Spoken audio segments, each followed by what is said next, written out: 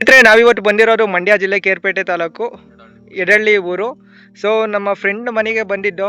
ಅವರು ಅಡಿಕೆ ಗಿಡ ಹಾಕಿದ್ದಾರೆ. ಎಷ್ಟು ಎಕರೆಗೆ ಹಾಕಿದ್ದೀರಾ? 1 ಎಕರೆಗೆ ಅಡಿಕೆ ಗಿಡ ಹಾಕಿದ್ದಾರೆ. ನಾನು ಡಿಪ್ಲೊಮಾದಲ್ಲಿ ಬಂದಿದ್ದೆ. ಗಿಡ ಆಗ ಇನ್ನೂ ಚಿಕ್ಕದು, ಈಗ ಆಲ್ರೆಡಿ ಉದ್ದ ಆಗಿ ಫಸಲು ಕೊಡ್ತಿದ್ದಾವೆ. ಸೊ ಯಾವ ಥರ ಅಡಿಕೆ ಗಿಡನ ಹಾಕಿ ಮೇಂಟೆನೆನ್ಸ್ ಮಾಡೋದು ಅಂತ ನಮ್ಮ ಫ್ರೆಂಡು ನಿಮಗೆ ಇವತ್ತಿನ ವಿಡಿಯೋದಲ್ಲಿ ತಿಳಿಸ್ತಾರೆ. ಬ್ರದರ್, ನಿಮ್ಮ ಪರಿಚಯ ಮಾಡ್ಕೊಡ್ಬೋದಾ? ಓಕೆ, ನಮಸ್ತೆ ವೀಕ್ಷಕರೇ. ನಾನು ಮುತ್ತುರಾಜ್ ವೈಡಿ ಅಂತ ಹೇಳಿ, ಅಲಿಯಾಸ್ ಡಿ ಮುತ್ತುರಾಜ್ ಸಿಂಹ ಅಂತ ನನ್ನ ಹೆಸರು. ಸೊ ನಮ್ದು ಮಂಡ್ಯ ಜಿಲ್ಲೆ ಕೇರ್ಪೇಟೆ ತಾಲೂಕು ಎಡಹಳ್ಳಿ ಅನ್ನುವಂತಹ ಗ್ರಾಮ.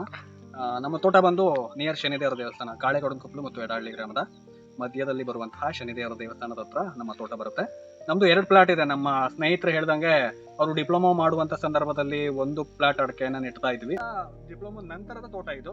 ಡಿಪ್ಲೊಮಾ ಮಾಡುವಂತ ಸಂದರ್ಭದಲ್ಲಿ ಆಗಿರುವಂತ ತೋಟವನ್ನ ಮೇಲ್ಗಡೆ ತೋರಿಸ್ತೀನಿ. ಇದು 2ನೇ ಪ್ಲಾಟ್ ಆಗಿರೋದ್ರಿಂದ ಇದು 2 ವರ್ಷದ ಗಿಡಗಳು. ನಮ್ಮ ಸ್ನೇಹಿತರು ಹೇಳ್ದಂಗೆ ಇದು 2 ವರ್ಷದ ಗಿಡಗಳು.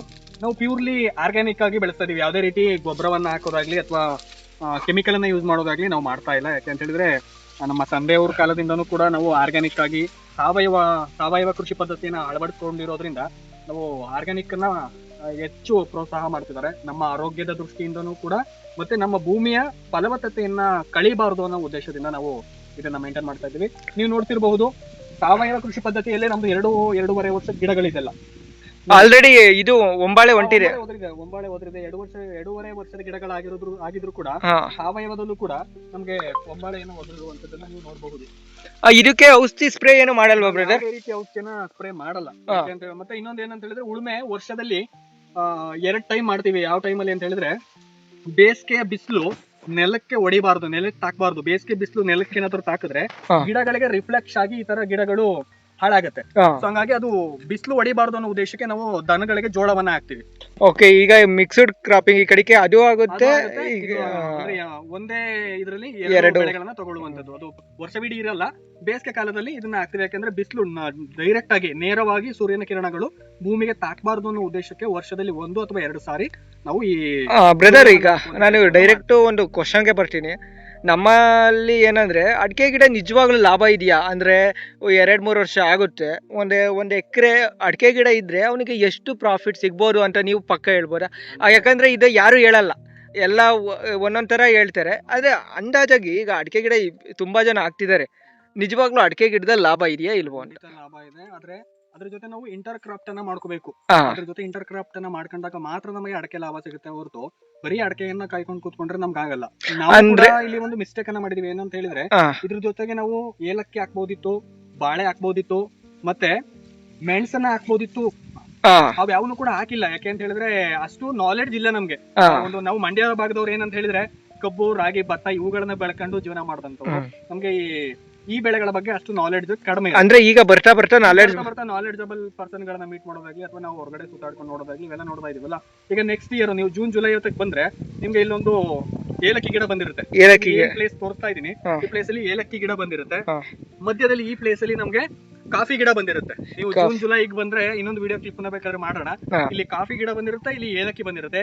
ಈ ಮರದ ಬಡ್ಡೆಗೆ ನಮ್ಗೆ ಮೆಣಸು ಗಿಡಗಳನ್ನ ಹಾಕಿರ್ತೀವಿ ನಾವು. ನೆಕ್ಸ್ಟ್ ನೀವು ಜೂನ್ ಬರೋದ್ರೊಳಗೆ, ಈಗ ಏಪ್ರಿಲ್ ಮಿಡಲ್ ವಿಡಿಯೋ ಮಾಡ್ತಾ ಇದೀವಿ. ಇನ್ನೊಂದು 2-3 ತಿಂಗಳೊಳಗೆ ನಾವು ಈ ಒಂದು ಕ್ರಾಫ್ಟ್ ಅನ್ನ ಮಾಡ್ಕೋಬೇಕು ಅಂತ ಪ್ಲಾನಿಂಗ್ ಇದೆ. ಸೊ ಅದು ಪ್ರೊಸೆಸ್ ಅಲ್ಲಿ ನಡೀತಾ ಇದೆ, ನೋಡೋಣ. ಬ್ರದರ್, ಇನ್ನೊಂದೇನಂದ್ರೆ ನಮ್ಮ ಜನಗಳಲ್ಲಿ ಏನಂದ್ರೆ, ಈಗ ಅಡಿಕೆ ಗಿಡ ಹಾಕ್ತಿವಿ ಅನ್ಕೊಳ್ಳಿ. 2000 ನೀವ್ ಎಷ್ಟು ಹಾಕಿದ್ದು? 4 ವರ್ಷದ ಗಿಡಗಳು ಅಂತ ಅನ್ಕೊಳ್ಳಿ ಬ್ರೋ. ಇದು 2 ವರ್ಷದ ಗಿಡಗಳು. 2021-22 ಅನ್ಕೊಳ್ಳಿ. ಅಂದ್ರೆ ಒಂದು ಬೆಳೆ ಬರೋಕೆ ಅಡಿಕೆ ಹಾಕಿ ಎಷ್ಟು ದಿನ ತಗೊಳುತ್ತೆ? ಬ್ರದರ್, ವೆದರ್ ಮೇಲೆ, ನಾವು ಮಾಡೋ ಪೋಷಣೆಗಳ ಮೇಲೆ, ನಾವು ಕೊಡೋ ಗೊಬ್ಬರಗಳ ಮೇಲೆ ಡಿಪೆಂಡ್ ಆಗುತ್ತೆ. ಈಗ ಕೆಲವರು ಬೇಗ ಗಿಡಗಳು ಬರಲಿ ಅಂತ ಹೇಳಿ ಯಥೇಚ್ಛವಾಗಿ ಗೊಬ್ಬರಗಳನ್ನ ಹಾಕುವಂತ, ಪೆಸ್ಟಿಸೈಡ್ಸ್ ಗಳನ್ನ ಯೂಸ್ ಮಾಡುವಂತದ್ದು, ಇಂಥವೆಲ್ಲ ಮಾಡ್ತಾರೆ. ಬಟ್ ನಾವು ಏನೂ ಮಾಡಲ್ಲ. ಸಾವಯವದಲ್ಲಿ ಬೆಳೆದ ಇದೀವಿ. ಇದು 2-2.5 ವರ್ಷದ ಗಿಡ. ಇದು 2 ವರ್ಷದ ಗಿಡ. ಆಲ್ರೆಡಿ ನಮಗೆ 1ನೇ ಫಸಲು ಕಚ್ಚಿದೆ. ಓಕೆ ಬ್ರದರ್, ಈಗ ಏನು ಗೊತ್ತಾ, ಅಂದ್ರೆ ನೀವು ರಾಸಾಯನಿಕ ಬಳಸಿ ಯೂಸ್ ಮಾಡ್ತೀವಿ ಅಂತ ಹೇಳಿದ್ರೆ 4-4.5 ವರ್ಷದ ಗಿಡಗಳು ತಳಿ ಮೇಲೆ ಡಿಪೆಂಡ್ ಆಗುತ್ತೆ. ಕೆಲವು ತಳಿಗಳು 5 ವರ್ಷ ಟೈಮ್ ತಗೊಳುತ್ತೆ. ಅಡಿಕೆ ಗಿಡ ಅಂತ ಬಂದ್ರೆ ಯಾವ್ಯಾವ ತರ ತಳಿ ಬರುತ್ತೆ ಹೇಳ್ಬೋದಾ? ನಮಗೆ ಗೊತ್ತಿರೋಂಗೆ ನಾಟಿ ಮತ್ತೆ ಹೈಬ್ರಿಡ್ ಅಂತ 2 ಇದೆ. ಅದರಲ್ಲಿ ಮತ್ತೆ ನಾಟಿಯಲ್ಲಿ ಮಂಗಳ ಆಗಿರ್ಬೋದು ಅಥವಾ ಬೇರೆ ಬೇರೆ ತಳಿಗಳಿದೆ. ಅದಷ್ಟು ಐಡಿಯಾ ಇಲ್ಲ, ಸುಮ್ಮನೆ ಇಲ್ಲದೆ ಇರೋದನ್ನ ಹೇಳ್ಬಾರ್ದು. ನಮಗೆ ಗೊತ್ತಿರೋಂಗೆ ಮಂಗಳ ನಾವು ನಾರ್ಮಲ್ ಆಗಿ ಇದೆಲ್ಲ ನಾಟಿ ಗಿಡಗಳಾಗಿರೋದ್ರಿಂದ ಅಂಡ್ ಎಲ್ಲಿ ತಂದು ಹಾಕಿದ್ದು ನೀವೆಲ್ಲ? ಇದೆಲ್ಲ ನಮ್ದು ಹಳೆ ತೋಟದ ಗಿಡಗಳು. ಹಳೆ ತೋಟದ ಹಳೆ ತೋಟ ಇತ್ತು, ಆ ತೋಟದ ಗಿಡಗಳು. ನೀವು ಅದ್ರಲ್ಲಿ ಅಡಿಕೆನ ಆರಿಸಿ ಅದನ್ನ ಬೇಯಿಸಿ ಬರೀ ಆರಿಸಿ ಅದನ್ನ ಒಟ್ಲಾಕಿ ನಾವು ಅದನ್ನ ಗಿಡ ಮಾಡಿ ಇರೋದು. ಓಕೆ, ಕಡೆ ಎಲ್ಲೂ ಸಸಿಗಳನ್ನ ತಂದಿಲ್ಲ. ನಮ್ದು ಹಳೆ ತೋಟ ಇತ್ತು, ನಮ್ಮ ತಾತನ ಕಾಲದ ತೋಟದಲ್ಲಿ. ಓಕೆ ಬ್ರದರ್, ನಾನು ಡೈರೆಕ್ಟಾಗಿ ಈಗ ಮ್ಯಾಟ್ರಿಗೆ ಬರ್ತೀನಿ. ಏನಂದರೆ 1 ಎಕರೆ ಅಡಿಕೆ ಗಿಡ ಅಂದ್ಕೊಳ್ಳಿ. ಈಗ ತೆಂಗು ಜೊತೆ ಅಡಿಕೆ ಹಾಕಿರ್ತೀನಿ.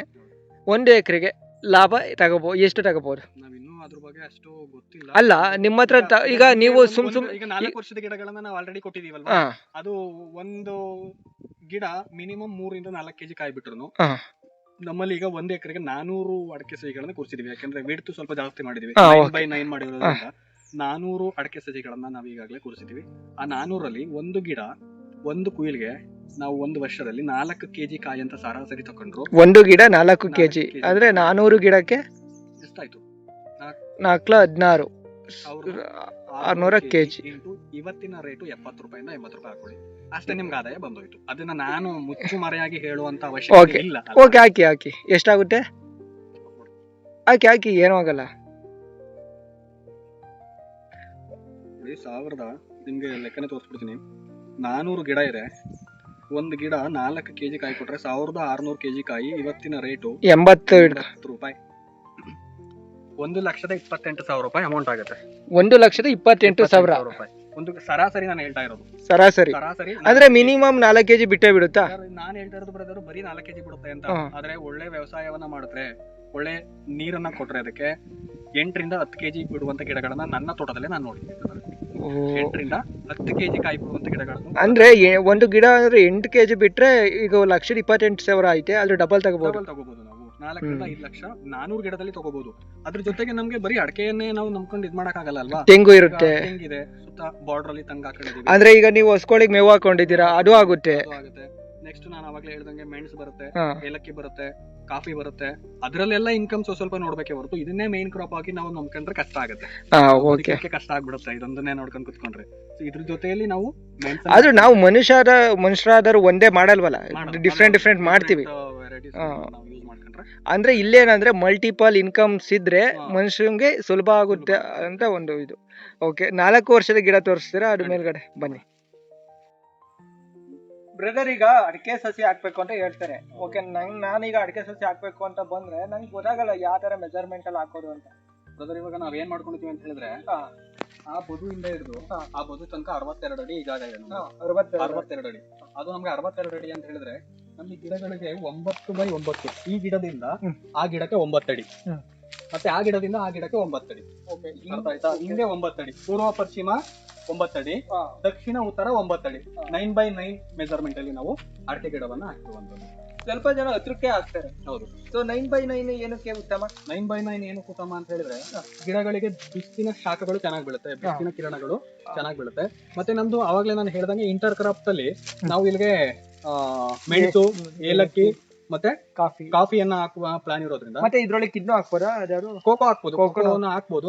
ಬಟ್ ಆದ್ರೆ ನಮ್ಮ ಪ್ರಿಫರಬಲ್ ಅಡಿಕೆಗೆ ಮಧ್ಯದಲ್ಲಿ ಕೋಕೋ ಹಾಕಿದ್ರೆ ಬೇರ್ಗೆ ಎಫೆಕ್ಟ್ ಆಗುತ್ತೆ ಅನ್ನೋದೊಂದು ಮಾಹಿತಿಯನ್ನ ಪಡ್ಕೊಂಡಿದೀನಿ. ಹಂಗಾಗಿ ಇಲ್ಲಿಗೇನ್ ಬೇಡ, ನೋಡೋಣ ಬೇರೆ ಯಾವ್ದಾದ್ರು ಇನ್ನೊಂದು ತೋಟ ಇದ್ರೆ ಅಲ್ಲಿಗೆ ಹಾಕೋಣ ಅಂತ ಹೇಳಿ. ಇಲ್ಲಿಗೆ ನಾನು ಬಹು ನಿರೀಕ್ಷಿತ ಬೆಳೆ ಯಾವ್ದು ಅಂತ ಹೇಳಿದ್ರೆ ಮೆಣಸನ್ನ. ಈಗ ನೆಕ್ಸ್ಟ್ ನಾನು ಹೇಳ್ದಂಗೆ ಜೂನಿಗೆ ಮೆಣಸು ಹಾಕ್ಬೇಕು. ನೆಕ್ಸ್ಟ್ ಅದೇ ಜೂನಲ್ಲಿ ನಾವು ಏಲಕ್ಕಿಯನ್ನ ಹಾಕ್ಬೇಕು. ಏಲಕ್ಕಿ ನಂತರ ಕಾಫಿಯನ್ನ. ನಮ್ಮ ಎಲ್ಲಿ ಏಲಕ್ಕಿ ಮೆಣಸಿನ ಈ ಒಂದು ಪ್ಲೇಸಿಗೆ ಮೆಣಸು ಹಾಕಿದ್ರೆ ನಾವು ಈ ಒಂದು ಪ್ಲೇಸಿಗೆ ಏಲಕ್ಕಿಯನ್ನ ಹಾಕ್ತಿವಿ. ಈ ಮಧ್ಯ ಒಂದು ಪ್ಲೇಸ್ ಇರುತ್ತಲ್ಲ, ಇಲ್ಲಿಗೆ ನಾವು ಕಾಫಿಯನ್ನ ಹಾಕ್ತಿವಿ. ಹಾಗಾಗಿ 3 ಕ್ರಾಪ್ ಒಂದೇ ಜಮೀನಲ್ಲಿ ಬರ್ಲಿ ಅನ್ನೋ ಉದ್ದೇಶಕ್ಕೆ 9x9 ಪ್ಲಾನ್ ಮಾಡ್ಕೊಂಡು ಹಾಕಿದ್ವಿ. ಇದು 4 ವರ್ಷದ ಗಿಡಗಳು ಬ್ರದರ್. ಆಲ್ರೆಡಿ ಇವೆಲ್ಲ 4 ವರ್ಷದ ಗಿಡಗಳು. ಸಾವಯವ ಇದೆಲ್ಲ. ಇದಕ್ಕೆ ಯಾವ್ದಕ್ಕೂ ಕೂಡ ನಾವು ಅಂಗಡಿಯಲ್ಲಿ ಸಿಗುವಂತ ಗೊಬ್ಬರಗಳನ್ನ ಯೂಸ್ ಮಾಡಿಲ್ಲ. ಮನೆಯಲ್ಲಿ 2 ಹಸುಗಳು ಇದೆ, ಅದ್ರ ಸಗಣಿಯನ್ನ ತಂದು ಹಿಂಗೆ ಖಾಲಿ ಇರೋ ಜಾಗಗಳಿಗೆ ಹಾಕುತ್ತೀವಿ. ಅದು ಬಿಟ್ಟು ಯಾವ್ದೇ ರೀತಿ ಗೊಬ್ಬರಗಳನ್ನ ಹಾಕೋದಾಗ್ಲಿ ಅಥವಾ ಔಷಧಿಗಳನ್ನ ಸ್ಪ್ರೇ ಮಾಡೋದಾಗ್ಲಿ ಅದು ಯಾವ್ದನ್ನು ಕೂಡ ಮಾಡಿಲ್ಲ. ಈಗ ಅಡಿಕೆ ಗಿಡಗಳಿಗೆ ಸುಣ್ಣ ಯಾವ ಪರ್ಪಸ್ಗೆ ಹೊಡಿತಾರೆ? ಸುಣ್ಣ ಈ ಬೇಸಿಗೆ ಟೈಮಲ್ಲಿ ಏನಾಗುತ್ತೆ ಅಂತ ಹೇಳಿದ್ರೆ, ಬಿಸಿಲಿನ ಶಾಖಗಳು, ಬಿಸಿಲಿನ ಕಿರಣಗಳು ಭೂಮಿಗೆ ಬಿದ್ದು ಅದರ ಪ್ರತಿಬಿಂಬವು ಏನಾದ್ರೂ ಇದಕ್ಕೆ ಟಚ್ ಆದ್ರೆ ಗಿಡಗಳು ಪಾಲ್ ಬಿಟ್ಕೊಳ್ಳುತ್ತೆ. ನಿಮ್ಗೆ 2-3 ಗಿಡಗಳನ್ನ ತೋರಿಸ್ತೀನಿ, ಅದೆಲ್ಲ ಪಾಲ್ ಬಿಟ್ಟು ಒಡೆದೋಗ್ಬಿಡೈತೆ. ಬಿಸಿಲಿನ ಶಾಖವನ್ನ ತಡೆಯಕ್ಕಾಗದೆ ಗಿಡ ಒಡೆದೋಗುವಂತ ಪರಿಸ್ಥಿತಿ ಬರುತ್ತೆ. ಅದು ಒಡೆದೋಗ್ಬಾರ್ದು ಅನ್ನೋ ಉದ್ದೇಶಕ್ಕೆ, ಗಿಡ ಹಾಳಾಗ್ಬಾರ್ದು ಅನ್ನೋ ಉದ್ದೇಶಕ್ಕೆ ಸುಣ್ಣ, ಬೆಲ್ಲ ಮತ್ತೆ ಮೈದಾವನ್ನ ನಾವು ಹಚ್ಚುವ ಕೆಲಸವನ್ನ ಮಾಡ್ತೀವಿ. ಇರುವಂತ ಬೆಲ್ಲ ಮತ್ತೆ ಸುಣ್ಣ, ಬೆಲ್ಲ ಮತ್ತೆ ಮೈದಾ ಎಲ್ಲವನ್ನು ಮಿಕ್ಸ್ ಮಾಡಿ ಎಲ್ಲ ಆರ್ಗ್ಯಾನಿಕ್. ಸುಣ್ಣ ಮತ್ತು ಬೆಲ್ಲ ಇರೋದ್ರಿಂದ ಅದೇನಾದ್ರೂ ಈಗ ನೆಕ್ಸ್ಟ್ ಮಳೆ ಬೀಳುತ್ತಲ್ವಾ, ಜೂನ್ ಜುಲೈಗೆ ಮಳೆ ಬೀಳುತ್ತೆ. ಈ ಮಳೆ ಬಿದ್ದಂತ ಸಂದರ್ಭದಲ್ಲಿ ಈ ಸುಣ್ಣದ ನೀರು ಬೇರಿಗೆ, ಈ ಒಂದು ಬೇರೆ ಏನಿದೆ ಅಲ್ಲಿಗೆ ಟಚ್ ಆಗೋದ್ರಿಂದ ಇಲ್ಲಿರುವಂತಹ ಫಂಗಸ್ ಗಳು ಏನಿರುತ್ತೆ ಅದು ಹಾಳಾಗುತ್ತೆ. ನಮ್ಗೆ 2 ಪರ್ಪಸ್ ಗೆ ಯೂಸ್ ಆಗುತ್ತೆ ಇದು. ಒಂದೇ ಅಮೌಂಟ್ ಅಲ್ಲಿ ನಮ್ಗೆ 2 ಪರ್ಪಸ್ ಗೆ ಯೂಸ್ ಆಗುತ್ತೆ. ಆ ಒಂದು ಉದ್ದೇಶದಿಂದ ನಾವು ಸುಣ್ಣವನ್ನ ಹಾಕೊಂಡಿರ್ತೀವಿ. ಮತ್ತೆ ಸರಿ ಬ್ರದರ್, ಈಗ ಅಡಿಕೆ ಸಸಿಗೆ ನೀರಾವರಿ ಮತ್ತೆ ಇರಿಗೇಷನ್ ಅಂತ ಬಂದ್ರೆ ಯಾವ ತರ ಮೇಂಟೆನೆನ್ಸ್, ಯಾವ ತರ ಅದು ಅಂತ? ಬ್ರದರ್, ಈಗ ಅಡಿಕೆಗೆ ನೀರಾವರಿ ಒಂದ್ 2-3 ಟೈಪ್ ಅಲ್ಲಿ ನಾವು ಮಾಡ್ಬೋದು. ಒಂದು ಆಯೋ ನೀರಿನ ಪದ್ಧತಿಯಲ್ಲಿ ಮಾಡ್ಕೋಬಹುದು, ಸ್ಪ್ರಿಂಕ್ಲರ್ ಮಾಡ್ಕೋಬಹುದು, ಮತ್ತೆ ಜೆಟ್ ಸ್ಪ್ರಿಂಕ್ಲರ್ ಅಥವಾ ಹನಿ ನೀರಾವರಿ ಪದ್ಧತಿ ಇರುತ್ತಲ್ಲ, ಡ್ರಿಪ್ ಇರಿಗೇಷನ್, ಅದನ್ನು ಮಾಡ್ಕೋಬಹುದು. ನಿಮ್ಮ ಕೊಳವೆ ಬಾವಿ ಯಾವ ಲೆವೆಲ್ ಅಲ್ಲಿ ಇದೆ, ನೀರಿನ ಅಭಾವ ಯಾವ ತರ ಇರುತ್ತೆ, ಅದರ ಉಪಯೋಗ ನಿಮ್ಗೆ ಎಷ್ಟು ಬೇಕು ಅದ್ರ ಮೇಲೆ ಡಿಪೆಂಡ್ ಆಗುತ್ತೆ. ಈಗ ನಮ್ದೆಲ್ಲ ಭೂಮಿ ನಾರ್ಮಲ್ ಆಗಿ ಜರುಗು ಮಣ್ಣು ಹೊಂದಿರುವಂತ ಭೂಮಿ. ಸೊ ನಮ್ಗೆ ನೀರಿನ ಅಭಾವ ಏನಿಲ್ಲ. ನೀರು ಯಥೇಚ್ಛವಾಗಿರೋದ್ರಿಂದ, ಹೇಮಾವತಿ ನೀರು ನಮಗೆ ಯಥೇಚ್ಛವಾಗಿ ಸಿಗೋದ್ರಿಂದ ನಾವು ಓಪನ್ ಮೋಟರ್ ಸಿಸ್ಟಮ್ ಅಲ್ಲಿ ಆಯೋ ನೀರಿನ ಪದ್ಧತಿಯನ್ನ ಮಾಡ್ಕೋತಾ ಇದೀವಿ. ಆಯೋ ನೀರಿನ ಪದ್ಧತಿಯಲ್ಲಿ ನಾವು ಅದನ್ನ ಬಳಸ್ಕೊತಾ ಇದೀವಿ. ಸೊ ಮತ್ತೆ ನಾವು ಇಲ್ಲೆಲ್ಲ ಜೋಳ ಎಲ್ಲ ಹಾಕ್ತಿವಲ್ಲ, ಈ ಡ್ರಿಪ್ ಇರಿಗೇಷನ್ ಮಾಡಿದಂತ ಸಂದರ್ಭದಲ್ಲಿ ಬರೀ ಅಡಕೆಗೆ ಮಾತ್ರ ನೀರ್ ಕೊಡ್ಬೇಕಾಗತ್ತೆ, ಜೋಳಕ್ಕೆ ನೀರ್ ಕೊಡಕ್ ಆಗಲ್ಲ. ಹಂಗಾಗಿ ಈಗ ನಾವು ಆಯೋ ನೀರಿನ ಪದ್ಧತಿಯನ್ನು ಮಾಡ್ಕೊತಾ ಇದೀವಿ. ನೆಕ್ಸ್ಟ್ ಇದಕ್ಕೆ ಮೆಣಸು ಮತ್ತೆ ಏಲಕ್ಕಿ ಮತ್ತೆ ಕಾಫಿ ಬಂದಂತ ಸಂದರ್ಭದಲ್ಲಿ ಸ್ಪ್ರಿಂಕ್ಲರ್ ವ್ಯವಸ್ಥೆಯನ್ನ ನೆಕ್ಸ್ಟ್ ಇಯರ್ ಮಾಡ್ಕೋತೀವಿ ಬ್ರದರ್. ಇನ್ನೊಂದೇನಂದ್ರೆ ಅಡಿಕೆ ಸಸಿಗಳನ್ನ ನಾವೇ ಕೂದು ಬೇಯಿಸಿ ಮಾರಿ ಮಾಡೋದು ಬೆಸ್ಟ್, ಅಥವಾ ಒಂದು ಎಕರೆನ ಹೋಲ್ಸೇಲ್ ಆಗಿ ಕೊಟ್ಬಿಡ್ತಾರೆ, ಆ ತರ ಬೆಸ್ಟ್? ಇದು ಎಲ್ಲರಿಗೂ ಇರೋ ಕ್ವಶನ್, ಡೌಟ್ ಇದು. ಸೊ ನೀವೇನ್ ಹೇಳ್ತೀರಾ ಇದು? ಸೊ ನನ್ನ ಸಜೆಷನ್ ಏನು ಅಂತ ಹೇಳಿದ್ರೆ, ನಿಮ್ಮ ರಿಕ್ವೈರ್ಮೆಂಟ್, ನಿಮ್ಮ ಮನೆಯಲ್ಲಿ ಕೆಲಸದವ್ರು ಇದ್ದಾರೆ, ನಾವೆಲ್ಲ ಮಾಡ್ತೀವಿ ಅನ್ನೋ ಡಿಪೆಂಡ್ ಅದ್ರ ಮೇಲೆ ಆಗುತ್ತೆ. ಯಾಕಂತ ಹೇಳಿದ್ರೆ ಈಗ ನಮ್ಮ ಮನೇಲಿ 4 ಜನ ಇದೀವಿ, 4 ಜನನು ಎಜುಕೇಟೆಡ್ ಆಗಿರೋದ್ರಿಂದ ಬೇರೆ ಬೇರೆ ಕೆಲಸಗಳಿರುತ್ತೆ. ತೋಟ ನೋಡ್ಕೊಳ್ಳೋರು ಯಾರು ಇರಲ್ಲ. ಮತ್ತೆ ಕುಯ್ದು ಬೇಯಿಸಿ ಅವೆಲ್ಲ ಮಾಡಕ್ಕೆ ಕೆಲಸದವ್ರನ್ನ ಇಡಬೇಕಾಗುತ್ತೆ, ಮೇಂಟೆನೆನ್ಸ್ ಕಷ್ಟ ಆಗುತ್ತೆ ನಮ್ಗೆ. ನಾವೇನ್ ಮಾಡ್ತೀವಿ, ತೋಟಗಳನ್ನ ಕೊಟ್ಬಿಡ್ತೀವಿ. ಈಗ ಮನೇಲಿ ಒಂದು 4-5 ಜನ ಫ್ರೀ ಆಗಿದೀವಿ, ಅನ್ಎಂಪ್ಲಾಯ್ಮೆಂಟ್ಸ್ ಇದೆ ನಮ್ಮ ಮನೇಲಿ, ಅಡಿಕೆ ತೋಟ ಇದೆ ಅಂತ ಅಂದ್ರೆ ಅವರೇ ಓನ್ ಆಗಿ ಬೇಯಿಸಿ ತೋಟಗಳನ್ನ ಕುಯ್ದು ಬೇಯಿಸಿ ಮಾರ್ಕೆಟ್ಗೆ ಮಾರೋದ್ರಿಂದ ಒಳ್ಳೆ ಲಾಭ ಸಿಗುತ್ತೆ. ಅದರಲ್ಲಿ ಲಾಸ್ ಅಂತೂ ಆಗಲ್ಲ, ಬಟ್ ಆದ್ರೆ ನಮ್ಗೆ ನನ್ನ ಮನೆ ಪರಿಸ್ಥಿತಿಯನ್ನ ನೋಡ್ಕೊಂಡ್ರೆ ಸಮಯದ ಅಭಾವ ಮತ್ತು ಕೆಲಸದವರ ಅಭಾವ ಇರೋದ್ರಿಂದ ನಾನು ತೋಟವನ್ನ ಬೇರೆಯವರಿಗೆ ಒಂದು ಎಕರೆಗೆ ಇಷ್ಟುಗೆ ಅಂತ ಕೊಡ್ತಾ ಇದ್ದೀನಿ. ಅಂದ್ರೆ ಡಿಪೆಂಡ್ ಅಪಾನ್ ವರ್ಕರ್ಸ್ ಅದ್ರ ಮೇಲೆ ಡಿಪೆಂಡ್ ಮಾಡ್ಕೊತಾ ಇದ್ದೀನಿ. ನೋಡಿದ್ರಲ್ಲ ವೀಕ್ಷಕರೇ, ಇದಾಯ್ತು ಕೇರ್ಪೇಟೆ ಯುವ ರೈತನ ಕತೆ. ಅಡಿಕೆ ಗಿಡವನ್ನು ಯಾವ ತರ ಪೋಷಿಸೋದು, ಯಾವ ತರ ಬೆಳೆಯೋದು, ಯಾವ ತರ ಮೇಂಟೆನೆನ್ಸ್ ಮಾಡೋದು ಎಲ್ಲವನ್ನು ಈ ವಿಡಿಯೋದಲ್ಲಿ ತಿಳಿಸ್ಕೊಟ್ಟಿದೀವಿ. ಸರ್ ಧನ್ಯವಾದಗಳು ಬ್ರದರ್ ಅಂತ ಹೇಳ್ತಾ ವಿಡಿಯೋನ ಮುಗಿಸ್ತೀರಿ. ಧನ್ಯವಾದ.